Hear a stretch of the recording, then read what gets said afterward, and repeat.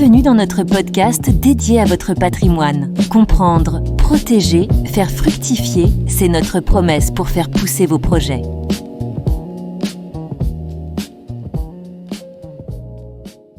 La facture électronique, une simple formalité administrative.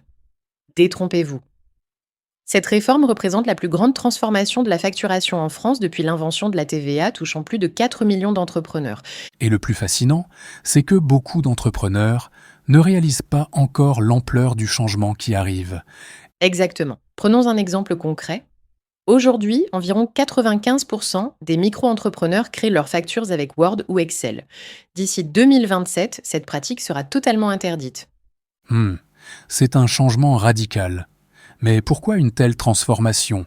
En fait, l'État estime que cette réforme permettra de récupérer près de 4,5 milliards d'euros de fraude à la TVA chaque année. C'est énorme quand on y pense. Et cette réforme touche vraiment tout le monde, même les plus petits entrepreneurs. Absolument tous les entrepreneurs, et c'est là où beaucoup se trompent. Que vous fassiez 500 € ou 500 000 € de chiffre d'affaires par an, vous êtes concerné. Alors concrètement, quelles sont les dates clés à retenir ? Il y a 2 échéances majeures, 2026 pour la réception des factures électroniques et, attention c'est important, le 1er septembre 2027 pour l'émission et le e-reporting. Et vous savez quoi ? Plus de 60% des entrepreneurs ne sont même pas au courant de ces dates.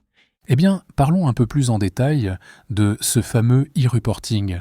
Comment ça fonctionne exactement ? C'est comme si vous aviez un assistant numérique qui transmet automatiquement toutes vos données de vente à l'administration. Plus besoin de déclaration manuelle, tout sera automatisé. Et pour les entrepreneurs qui font du e-commerce ? C'est là que ça devient intéressant.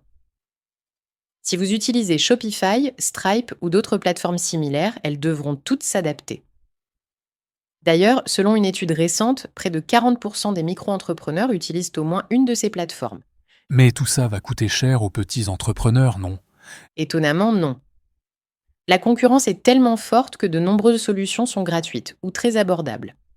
Par exemple, les principales PDP comme Indie ou TIME proposent des offres à partir de 0 € pour les micro-entrepreneurs. Vous parlez des PDP, mais il y a aussi les OD, n'est-ce pas ? Exactement. Les PDP sont directement agréés par l'État, tandis que les OD sont des logiciels qui se connectent aux PDP. C'est un peu comme choisir entre acheter directement à l'usine ou passer par un revendeur. Et pour la sécurité des données, c'est quand même sensible, non ? Les normes sont extrêmement strictes. Chaque plateforme doit respecter le RGPD et des protocoles de sécurité spécifiques. D'ailleurs, les données sont chiffrées de bout en bout. Donc finalement, cette réforme pourrait simplifier la vie des entrepreneurs. C'est tout l'enjeu.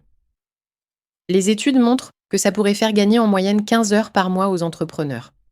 Plus de temps perdu à chercher des factures ou à faire des déclarations manuelles. Et si on devait donner un conseil pratique à nos auditeurs ? Le plus important est de ne pas attendre. Commencez par identifier votre solution préférée et testez-la en parallèle de votre système actuel. C'est comme apprendre à nager avant de se jeter à l'eau. Une belle image pour conclure. Oui, et n'oublions pas que cette transformation numérique est inévitable. Mais avec de l'anticipation, elle peut devenir une vraie opportunité de modernisation pour tous les entrepreneurs. À très bientôt pour de nouvelles découvertes entrepreneuriales. Cheers down.